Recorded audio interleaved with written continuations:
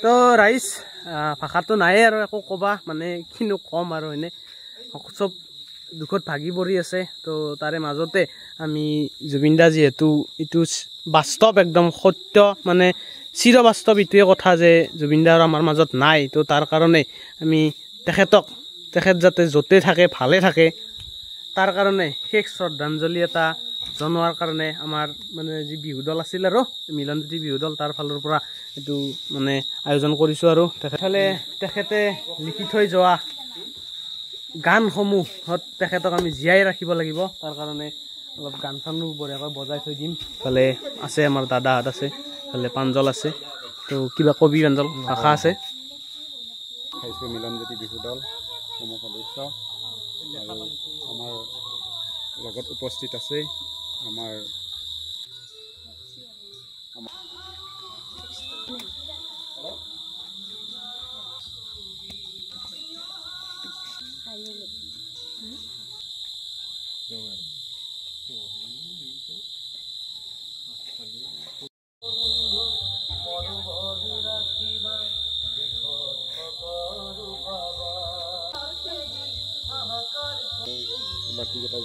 তো এনেকৈ তেখেতক মাল্য অৰ্পণ কৰা হ'ল। লগতে তেখেতৰ ফটোৰ সন্মুখত এগছি ছাতি জ্বলোৱা হ'ল।कारনো মন গৈছিল মানেकारনো সাহস আছিল তেখেতৰ ফটোত এনেকৈ মাল্য অৰ্পণ কৰিব, কিন্তু উপায়তো নাই, নিয়তিৰ ইচ্ছা আছিল এয়া।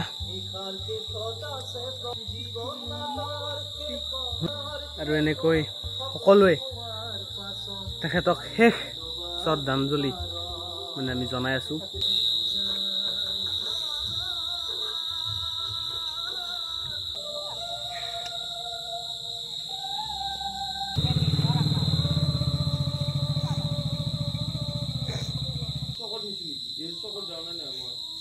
এনেকৈ আমাৰ শ্ৰদ্ধাৰ শিল্পীগৰাকীক এনেকৈ শেষ শ্ৰদ্ধাঞ্জলি জনোৱা হ'ল। ইফালে আছে আমাৰ বৰদেউতা। তো ভাষা নাই তাৰমানে আৰু ভাষা নাই। আমাৰ মাজৰ পৰা জুবিন দা যোৱাকালি গুচি গ'ল। গতিকে আমি আচলতে জুবিন গাৰ্গৰ বিষয়ে ক'বই নোৱাৰি। আজি আপি বুলি নহয়, গোটেই অসমখন শোকত প্ৰিয়মান হৈ আছে। জুবিনৰ যি অৱদান অসমত, সেইটো অৱদান আমি কোনোদিন অস্বীকাৰ কৰিব নোৱাৰোঁ। আমাৰ সমাজ জীৱনতেই হওক, সাংস্কৃতিক জীৱনত হওক, সাহিত্যিক বা এতিয়া আমাৰ অসমীয়া বোলছবি জগত আমাৰ বহুত দুৰ্বল হৈ গৈছিল, কিন্তু জুবিন গাৰ্গৰ জৰিয়তে বৰ্তমান আমাৰ অসমীয়া ছবি জগত বহুত উজ্বলি উঠিছিল। আৰু জুবিন গাৰ্গে সদায় আমাৰ অসমৰ ৰাইজক এটা আহ্বান জনাইছিল যে অসমীয়া চিনেমা সকলোৱে চাব লাগে। আৰু সেইমতে তেখেতে বৰ্তমান অসমৰ সমাজ জীৱনত এই চিনেমা কামত বহুত লাগিছিল। গতিকে আজি আমাৰ মাজৰ পৰা আমাক আটাইকে কটোৱাই গুচি গ'ল। আমি আশা ৰাখিছোঁ জুবিন গাৰ্গৰ আত্মা য'তেই নাথাকক কিয় সদায় শান্তিত থাকক, চিৰশান্তিত থাকক। তাৰ পৰাই যাতে আমাৰ অসমৰ ৰাইজক চাই থাকে। আমাৰ অসমৰ যুৱচাম আছে, এই যুৱচামটোক তাৰে পৰাই আশীৰ্বাদ দিয়ক। আৰু লগতে আমি জুবিন গাৰ্গৰ সহধৰ্মিনী দেউতাক আটাইকে আমি শ্ৰদ্ধা জ্ঞাপন কৰিছোঁ আৰু লগতে পৰিয়ালবৰ্গক আমি সমবেদনা জ্ঞাপন কৰিছোঁ। ভগৱানৰ ওচৰত প্ৰাৰ্থনা কৰিছোঁ জুবিন য'তেই নাথাকক আত্মাই যাতে চিৰশান্তি লাভ কৰে তাৰে কামনা কৰি প্ৰভু ভগৱন্তৰ ওচৰত প্ৰাৰ্থনা জনাইছোঁ। তো সেই আৰু ক'বলৈ একচুৱেলি ভাষাই নাই, কিনো ক'ম আৰু। এনেকৈ সকলো শ্ৰদ্ধাঞ্জলি জ্ঞাপন কৰিলোঁ শিল্পীগৰাকীক। ইফালে মহাও আছে আমাৰ, যি ভাষা নাই অসমবাসীৰ একচুৱেলি ক'বলৈ। মানে আমাৰ মাজৰ পৰা যিগৰাকী আমাৰ মহান শিল্পী হেৰাই গ'ল, আমাৰ অসমীয়া জাতিটোৰ বাবে মহান ক্ষতি। আমাৰ এই ক্ষতিয়ে অসমৰ যুৱচামক বহুত কন্দুৱাই গৈছে।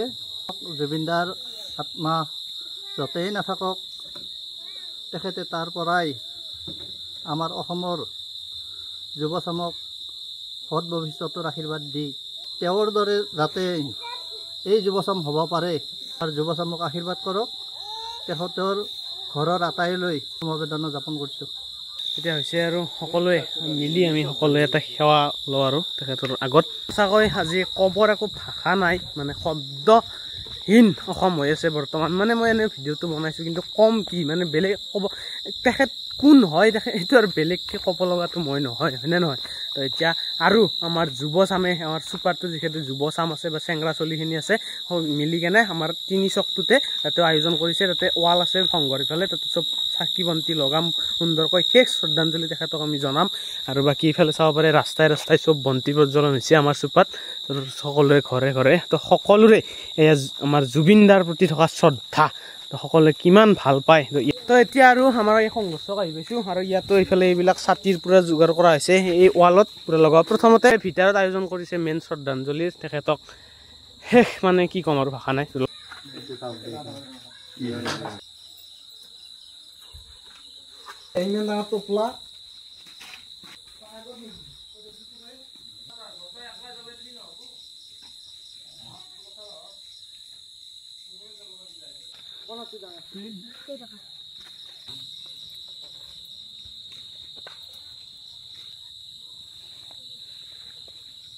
এনেকৈ তেখেতক শেষ শ্ৰদ্ধাঞ্জলি আমি জ্ঞাপন কৰিলোঁ তেখেত যাতে আত্মা য'তে থাকে কুশলে থাকে মানে ভালে থাকে সেই সকলোৰে কামনা এনেকৈ আমাৰ চুপাৰ যুৱচাম মানে আমি গোটাই চেংৰা দাদাকেইজন গোটাই লগ লাগি কেনে এনেকৈ শেষ শ্ৰদ্ধাঞ্জলি জ্ঞাপন কৰিলোঁ সেই সন্মানীয় শিল্পীজনক এইফালে আমাৰ অপূৰ্ব হাত আছে মানে আজি ভাষাটো নায়েই অসমবাসীৰ হাতত একো শব্দ নাই ক'বৰ কাৰণে তথাপি আৰু কি কবিতা এটা যুগৰ অৱসান ঘটিল বুলি ক'ব পাৰি সমাপ্ত হ'ল তেওঁ এটা আমাৰ অসমৰ সম্পদ আছিল কিনো ক'ম আৰু একদম বহুত কালি পেলাই মানে মন চলিলে বহুত বেয়া মই সেই কৰি আছোঁ কাৰণে আমি অলপ আমাৰ গাঁৱৰ চবৰে চলিকেইটা অলপ মিলি কেনে শ্ৰদ্ধাঞ্জলি সেই কৰিছোঁ এটা যুগৰ সমাপ্তি হ'ল বুলিও ক'লেও মানে একো ভুল নহয় মানে আমাৰ দাদা আছে আজি কি ক'ম দেহৰ ৰাজহাল গুচি যোৱা নাছি আমাৰ অসমৰ এটা সম্পদ বুলি ক'ব লাগিব সোণৰ টুকুৰা বুলি ক'ব লাগিব বা অসমীয়াৰ পূৰা মাত দিছিল জুবিন দাই আজি জুবিন দাই 120 বছৰ থাকিব লাগিছিল আমাৰ লগত কিন্তু ভগৱানৰ লীলা কি ক'ব জুবিন দা আজি আমাৰ মাজৰ পৰা বহুত সোনকালে গুচি গ'ল বহুত দুখ লাগিছে একো ক'ব নোৱাৰোঁ মাত্ৰ এটাই সেৱা থাকিল জুবিন দা য'তে আছে ভালে থাকক আমাৰ মনততো জুবিন দা সদায় থাকিব আৰু জুবিন দাৰ স্থান হয়তো আন কোনো ল'ব নোৱাৰিব জুবিন দাই জন্ম ল'লে আমাৰ এই অসমতে জন্ম লয় আৰু এইফালে আমাৰ মনোজ দাও আছে মনোজ দা আজি ভাষাহীন অসম তো তাৰে মাজত মানে ক'ব লগা বেলেগ নাইয়ে আৰু দুখ লাগি আছে কালিৰ পৰা মনটো বহুত বেয়া সেইটো কাৰণে আজি অলপ শ্ৰদ্ধাঞ্জলি জনালোঁ আৰু যি য'তে আছে জুবিন দা যাতে ভালে থাকে আৰু অসমতে জন্ম লয় বুলি মই আশা কৰিছোঁ সেয়ে আৰু সকলোৰে আৰু আমি চৰকাৰৰ ওচৰত লাষ্ট এটা অনুৰোধ কৰিব পাৰোঁ আৰু চৰকাৰেও মিলি সেই কামটো কৰিব পাৰে যে জুবিনদাৰ শেষকৃত্য সম্পন্ন বা জুবিনদাৰ শ্ৰদ্ধাঞ্জলি এনেকুৱাকৈ হওক তেখেত অসমত অহাৰ পিছত তেখেতৰ শ্ৰদ্ধাঞ্জলি এনেকুৱাকৈ হওক যাতে তেনেকুৱা 200 বছৰ 300 বছৰ আগতে কাৰোৰ সৈতে হোৱা নাই আৰু নেক্সট তেনেকুৱা নহয়ও মানে এনেকুৱা এটা মানে শ্ৰদ্ধাঞ্জলি তেখেতে মানে আয়োজন কৰক আমাৰ এই অসমত এনেকুৱা এটা ওখ ষ্টেচু লাগে যিটো ষ্টেচু আমি এনেকুৱা অসমত দেখা পাওঁ আৰু বিদেশৰ পৰা যদি টুৰিষ্ট আহে সেইটো দেখি কেনে যেন হি ইজ জুবিন সেনেকৈ কৈ প্ৰাউড ফিল কৰে সেনেকুৱা এটা মানে হেৰি লাগে আৰু এইটো অসম চৰকাৰৰ আমাৰ সকলোৰে আমাৰ বুলি নহয় অসমবাসীৰ এইটো জয় জুবিন দা জয় জুবিন দা জয় জুবিন দা জয় জুবিন দা জুবিন দা জুবিন দা জুবিন দা মৰা নাই জুবিন দা অমৰ হৈ আছে জুবিন দা অমৰ জয় জুবিন দা